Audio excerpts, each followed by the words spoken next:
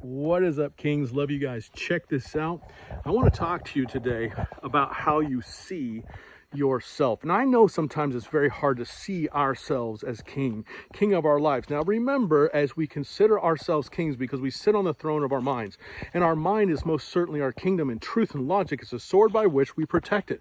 Once we understand that the decisions that we make, the people that we allow to have influence on our lives, when we say where we're going to work and what we're going to eat and what we're going to do, we're very much kings.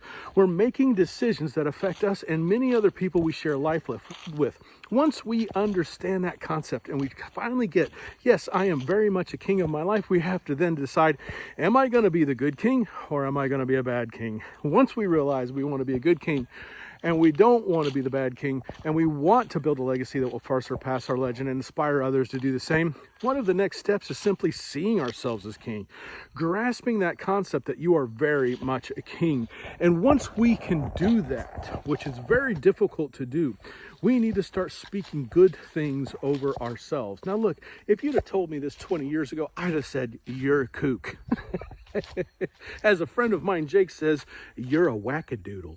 And I'm going to tell you something, I really would have walked away without receiving the gem that this truly is. But it isn't until I started to perceive myself as king that I realized some of the impoverished thinkings that I was holding on to that are literally holding me back.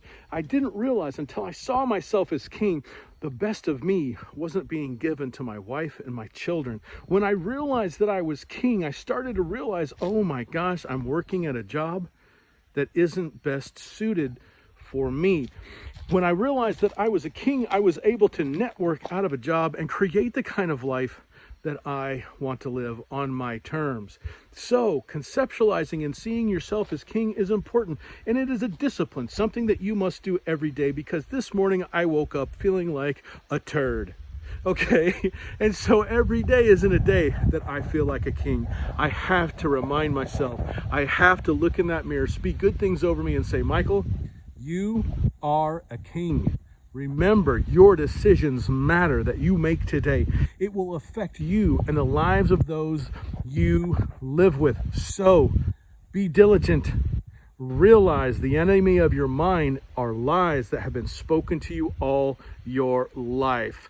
And that has become the default of your inner mind. And so on the next one, we are going to talk about your inner mind and how it is, or the voice of your inner mind, which is twofold. Love you guys. Keep going, keep growing, and keep building a legacy that will far surpass your legend.